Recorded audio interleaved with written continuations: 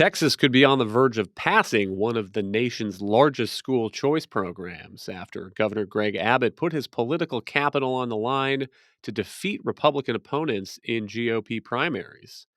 Plus, New York Senator Chuck Schumer says he'll block two nominees by President Trump for federal prosecutors in his state by refusing to return his so called blue slip. From the opinion pages of the Wall Street Journal, this is Potomac Watch. Welcome. I'm Kyle Peterson with the Wall Street Journal. We're joined today by my colleague, columnist Kim Strassel. Happy Friday to you, Kim, and to all Potomac Watch listeners. 2 years ago, Texas Governor Greg Abbott's push for education savings accounts was voted down in the State House of Representatives, with 21 Republicans joining Democrats to sink the idea. But Governor Greg Abbott didn't let it go, and he made a political issue out of it in GOP primaries, endorsing school choice challengers to Republicans. And now that bet might be about to pay off. On Thursday, the State House voted 86 to 61 to pass a plan that would provide about $10,000 scholarships to up to about 100,000 students.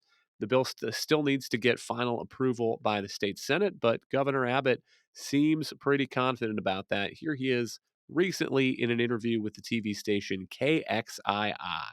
So if you're a parent of a student at any level, whether it be kindergarten or high school, what parents need to know is they're going to have the opportunity to choose a school that's best for their child.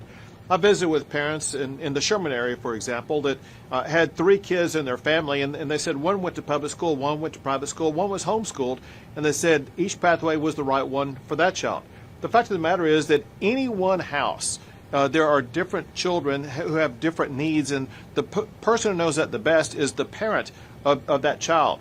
We want to empower parents to choose a school best for them, while at the very same time ensuring that we empower our public schools by providing more funding for them as well as teacher pay raises, so that we will put Texas on a pathway to having the best education system in the United States. Kim, what do you make of this as a matter of policy for the state of Texas? That money, families could use it for tuition or textbooks, other educational needs. This is fantastic news. It's a huge milestone in the school choice fever that has been sweeping the country. We have had numerous states moving to either create their own versions of these education savings plans or scholarships. Others that have moved to expand the programs that they have. And Texas was this really notable holdout. And the saga here is worth paying attention to and kind of impressive. Greg Abbott was like, look, we're one of the leading conservative states in the nation, and we are way behind here. And he started working on this a couple of years ago, and he had holdouts. And what's really fascinating, Kyle, is his holdouts were Republicans. And this debate exposed a kind of a quiet part that nobody on the school choice movement had really addressed publicly, which is that there are a lot of rural Republicans, and their constituents have pretty decent schools in their rural areas, and they don't have a lot of other options in terms of private school. And they didn't want to have to. They were very worried about diverting. That's the word they use, that there might be shortfalls in the public school funding that they got if there was the scholarship programs that largely went to kids in urban areas. So they were the ones that were the holdouts. And Abbott got really serious on this, went and endorsed their competitors in some primaries, really put his political capital into getting some of these holdouts to school choice out of the job and some new allies in the job. And that finally paid off. This week in the House vote, we're still waiting. That the Senate had also passed a version of this bill. There are some technical discrepancies between the two bills. So there's going to have to be a decision as to whether or not the Senate agrees to the House version or if they have some sort of conference. But this now looks set to land on the governor's desk for a signature. And again, $1 billion for scholarships in Texas. And that is just, like I said, it's a huge moment for the school choice fight. On the point about this opposition in rural areas, I can kind of understand it in a sense in places where there are not a lot of private school options.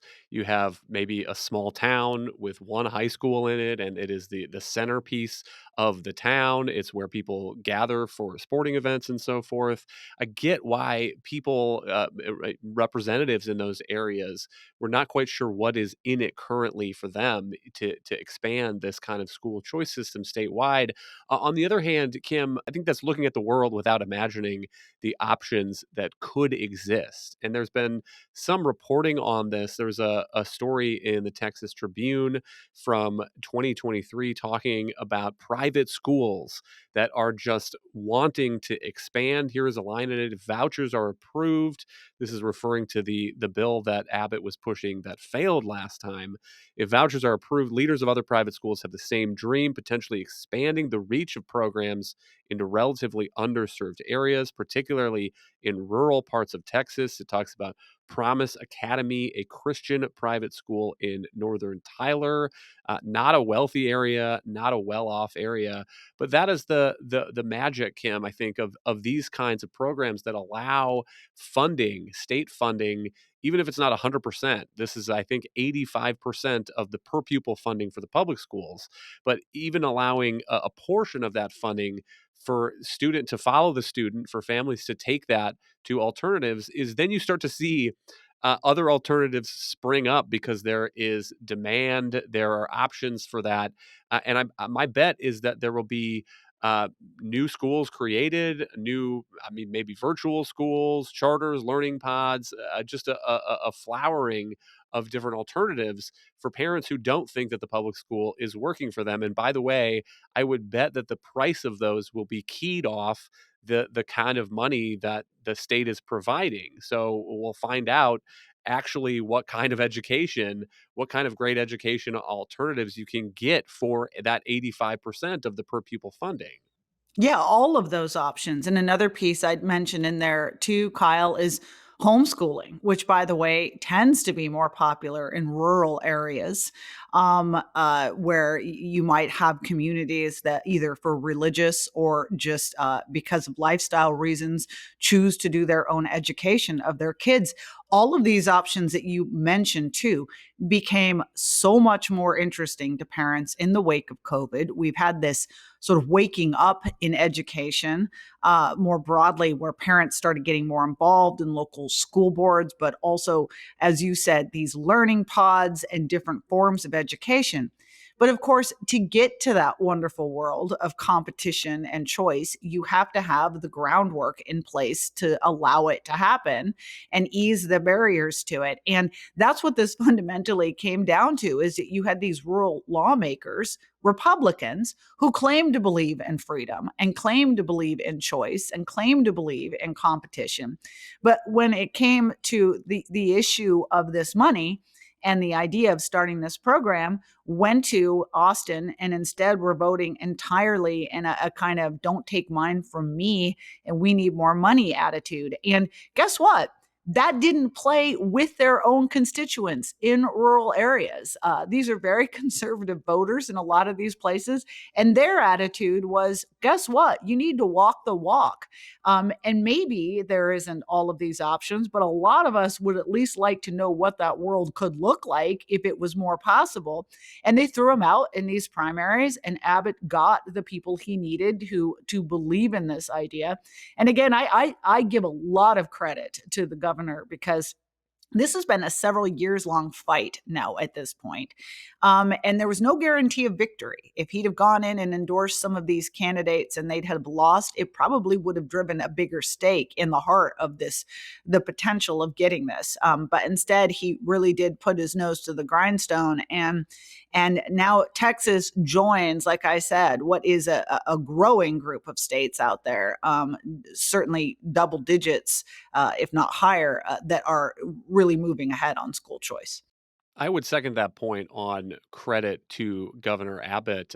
It is no small thing for the governor, the leader of a Republican Party in his state, to take up arms against fellow Republicans in some of these GOP primaries.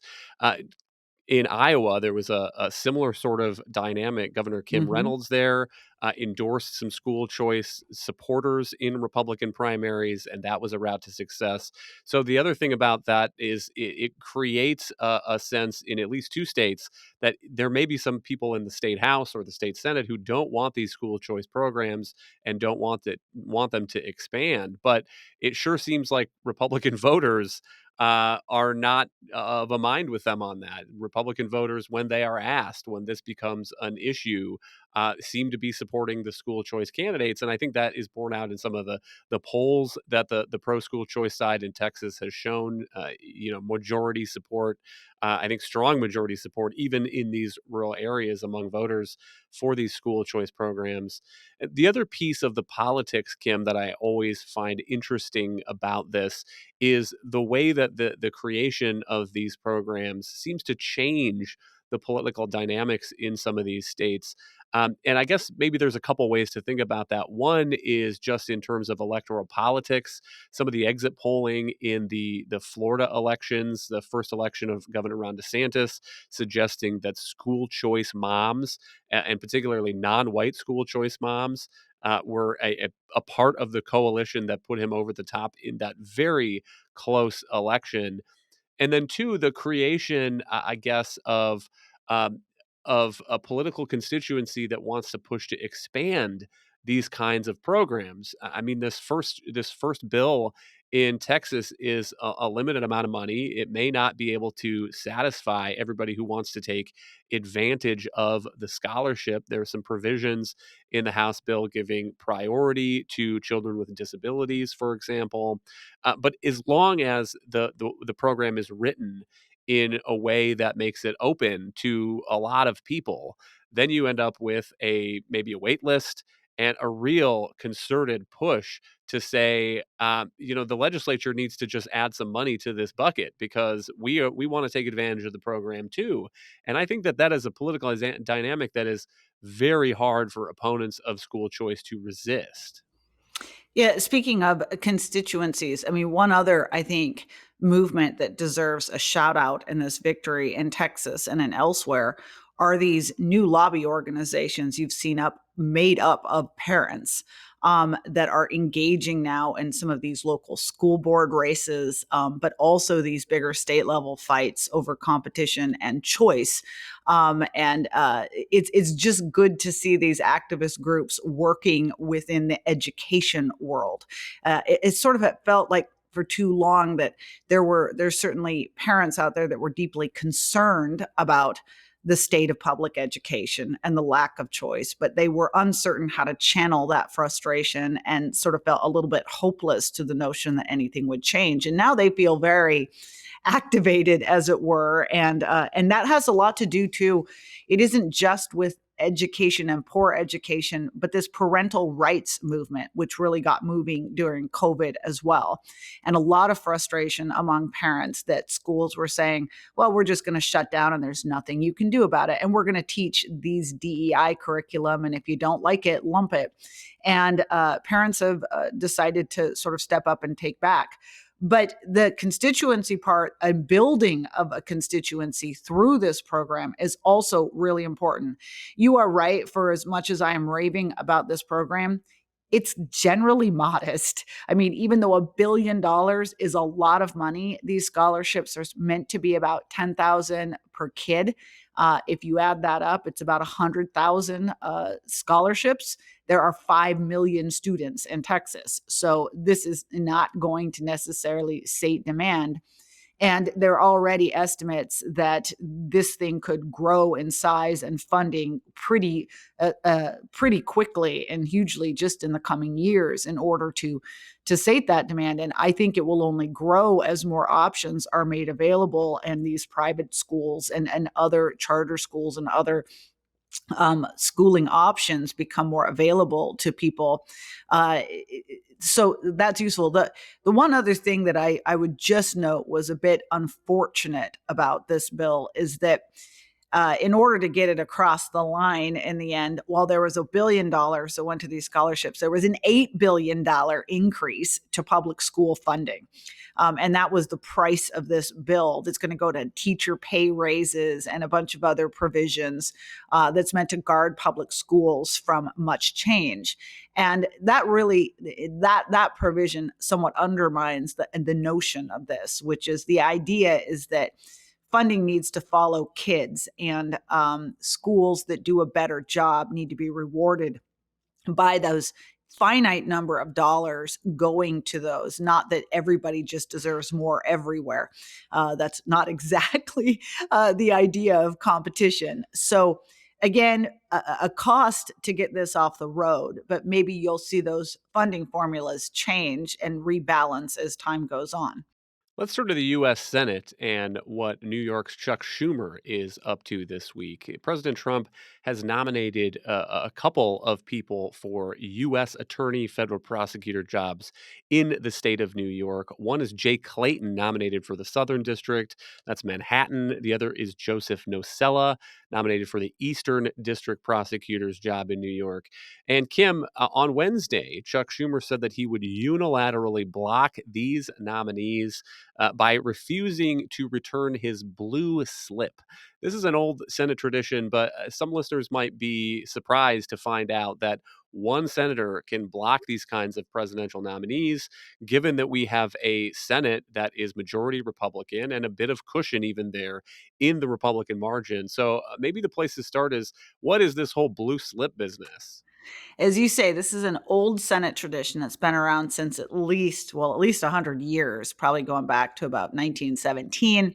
And it's a courtesy. It's a courtesy tradition. And what it holds is that senators can withhold a blue slip when it comes to presidential nominees for their states in terms of the judiciary and prosecutors. Usually senators have reserved it because they have some sort of grievous concern with the nominee at hand. Sometimes they wield it, they'll hold it back and sit on it because they're trying to negotiate something else that they want done. And so in order to hurry that along, they'll sit on their blue slip and kind of use it as leverage. By the way, should note that this tradition was abused enough that a number of years ago it was abolished for appeals court justice appeals court nominations, but it still exists for prosecutors and district court judges. And the joke of this Schumer thing is, I mean, this is Jay Clayton, who has been nominated to the Southern District of New York that encompasses Manhattan. This guy is as heavyweight, sober, and serious a lawyer as you get. He's the former head of the SEC. He worked forever at Sullivan and Cromwell, which is, one of the leading lights in the legal world. Nobody would suggest for 2 seconds that Jay Clayton is unqualified to do this job, or B, doesn't have the right temperament to do this job. In fact, he kind of probably much needed given some of the uproar that's happened recently in the Southern District with the incoming Trump administration. So the reason he's doing this, it's flat out politics. He might as well have just said, I'm withholding my blue slip so that Democrats know that I still have some fight in me. And please, Alexandra Ocasio-Cortez, don't primary me. Notable that Schumer, in his statement on this blue slip thing, does not even mention either of the nominees that Trump has named. Here's part of what he said. Donald Trump has made clear he has no fidelity to the law and intends to use the Justice Department, the U.S. Attorney's Office, and law enforcement as weapons to go after his perceived enemies, unquote. And I understand the argument that he is making there. I have some of my own concerns about the way that the Trump administration is using the law. The reference that, Kim, that you made to what was happening in the Southern District, that was about the Justice Department's meddling in the federal corruption case against Eric Adams. But it does seem to me that if the goal is to get that shop back to regular order, Jay Clayton is maybe about as good as a nominee as Chuck Schumer could expect, somebody with some independent stature coming into that office. And the alternative, I guess, that Chuck Schumer wants is just to have no Senate confirmed U.S. attorney there, and to keep the whole place running under some kind of acting leader that is not does not have the kind of independent stature to maybe be a counterweight to the Trump administration on some of this stuff. And so, Kim, one question that raises is whether it's going to raise additional pressure within the Republican Party to not respect these kinds of blue slips. The Senate Judiciary Committee Chairman Chuck Grassley has recently said he intends to. But if you're going to have senators who are blocking presidential nominees without even making any complaints about the nominees themselves, then it does make you wonder how long this blue slip thing is for this world. Yeah, I mean, this point you make, this is not good for the Southern District of New York. I mean, the idea that it's just good to leave a place rudderless and have nothing happen is silly. And Chuck Schumer should be wanting better for the residents of his state. And he should want someone in that office that also can be held politically accountable for the decisions that are made there, rather than some nameless, faceless acting person who just sort of got the job by default. If Democrats are serious that they would like to hold the Trump administration to account, then there is no better way to do that than to have confirmed appointees who have to answer to the Senate or to the House if something goes wrong. So that's a bit of nonsense. Also, I would just point, one of the things that makes Schumer's use of this such a stretch and beyond the usual pale, and you just mentioned it, is that oftentimes, as noted, when senators refuse to return blue slips, it's because they have very specific complaints or issues with the nominee at hand. And often, by the way, we don't even get to blue slips because often administrations will confer with home state senators, even of the opposing party, about the people that they are considering putting in these judicial nominations or prosecutor positions, to make sure that there isn't going to be a problem or a fight on the ground, and to give them the courtesy of some sort of say as to who is going to operate in their state. The fact that he is withholding this just as a general kind of protest against the Trump administration is a new use of this, or such uses of this would certainly be very, very rare. And I can't think of any that come to mind. And that gets to the point is, if people are going to start using blue slips for that purpose, not for their original intention. And their intention, again, was to give home state senators a chance to flag something that might be of serious concern about the character or judgment or ability of a certain candidate. But if you're going to use it as a protest against anything that administration is doing, there is going to be a clamor to get rid of that tradition. And, I have no doubt Chuck Grassley, he's an institutionalist. He said at the beginning of this current Congress that he'd like to retain the blue slip tradition, but asked that people not, abuse it. And he's going to get some blowback now because he hasn't moved and just abolished it right away. I'm glad that he's attempting to preserve it, but that's going to come down to Democrats, and if they decide to abuse it. And it's much like the filibuster. They were the ones that blew that up as well too. And then, it's come back to boomerang on both parties to a certain degree.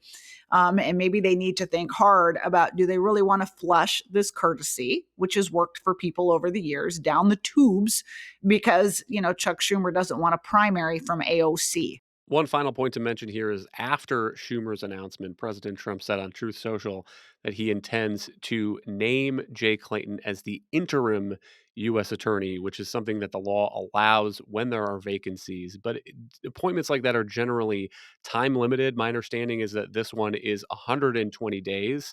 So Jay Clayton will have an opportunity to get his shop set up there. And then, Kim, I guess the question will be whether Schumer is willing to bend maybe and say that he's been convinced by Clayton's good faith, or whether the Republicans will be making the argument to Chuck Grassley that they can't let this stand. Yeah, that's going to be the thing to watch. I mean, there's a possibility that Clayton gets in there, he's working, and Schumer waits for a quiet moment to just shuffle his blue slip back and hope that nobody notices. But he is under a lot of pressure, and we've been having these stories come out the younger faction of the Democratic Party are gearing up. They believe that all of their party's problems, that they've got too many old guys that are out of it, and that if they could just get some more kind of firecrackers in there, all their problems would go away. So they are mounting bids and gunning for guys like Chuck Schumer and Dick Durbin and some of these the more mature, shall we say, in years, members of their caucus. And if Chuck Schumer really feels as though that heat is on him in a potential primary, it's not for a few years yet, he could well escalate in this. And I would just note again that for the sake of Trump Schumer's parochial electoral interests, he is putting a big tradition at risk. Thank you, Kim. Thank you all for listening. You can email us your own blue slips at pwpodcast@wsj.com. If you like the show, please hit that subscribe button, and we'll be back next week with another edition of Potomac Watch.